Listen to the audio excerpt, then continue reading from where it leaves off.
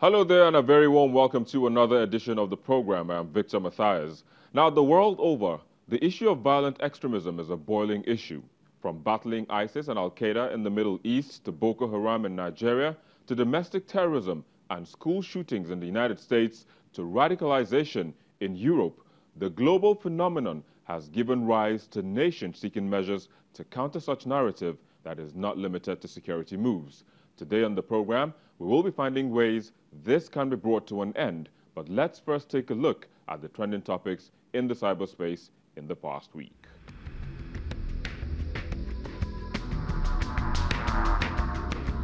Nigerians on and offline were stunned after videos and pictures of National Assembly staff broke the internet for the wrong reason, albeit.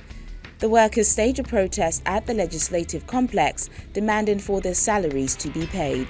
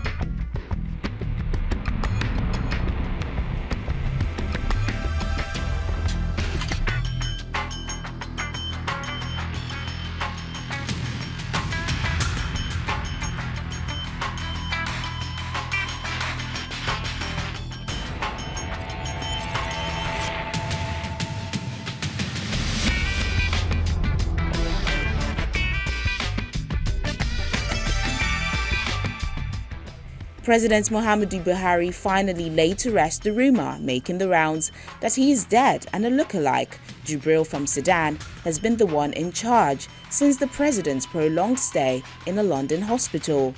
He debunked the rumor while chatting with the Nigerian community in Poland.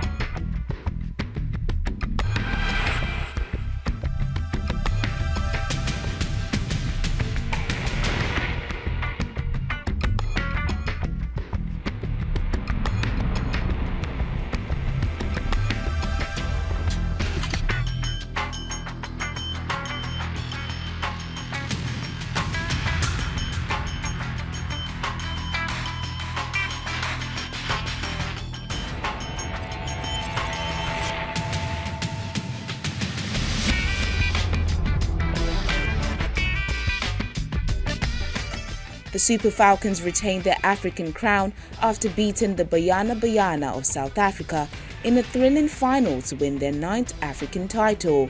They have since been drawn against Korea, Norway and France in the Women's World Cup taking place in June 2019.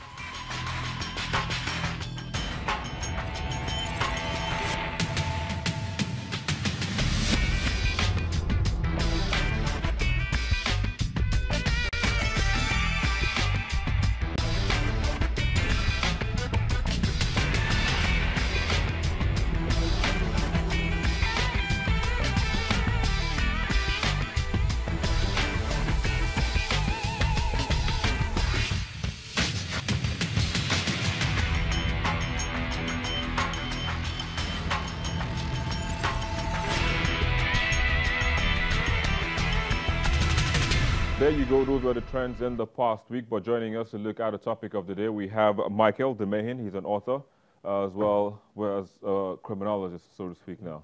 Thank you for joining us on the program today. Thank you very much. Of course. We also have joining us via the Google Plus Hangout, we have Julian Masharia, who joins us from Nairobi in Kenya. Julian, it's a pleasure to have you on the program today. Of course. We also have Crystal Bay, who joins us from Bamenda in Cameroon. Crystal, thanks for joining us today.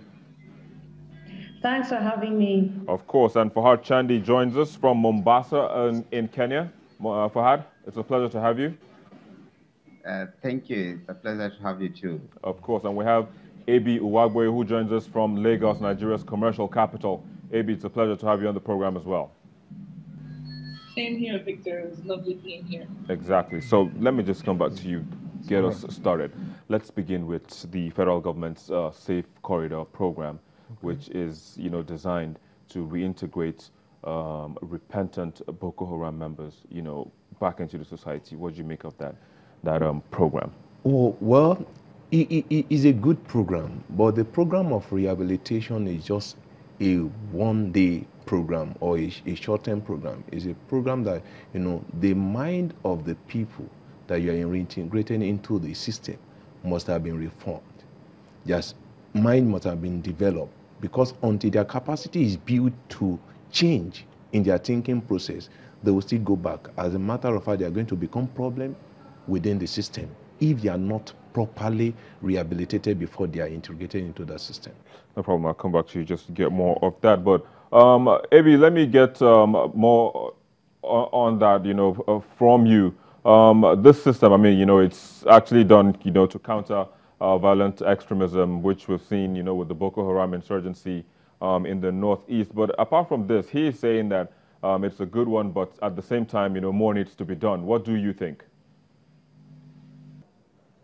Well, I mean, there's so many different ways. It's dependent on which way it works and which ones that you've tried in the past. So far, the Nigerian government has been using the using military to try and fight Boko Haram. But the thing is, we keep ignoring the fact that there's still, this thing is still going, it keeps happening, especially in this region of the world. We've been using a lot of military backing, but then the thing is, more and more young people are joining these terrorist organizations, and it's going to keep happening until we decide to look for a different approach. This would be the soft approach. We have more people looking at creative ways to talk about extremism, more like youth inclusion, anything that has to do with inclusion, communication strategies to try and create messages to kind of try and prevent violent extremism, and also the inclusion of women, which is really huge. We need to look at gender-based perspectives as to how we can see how women have been affected and see how women can solve this problem of violent extremism.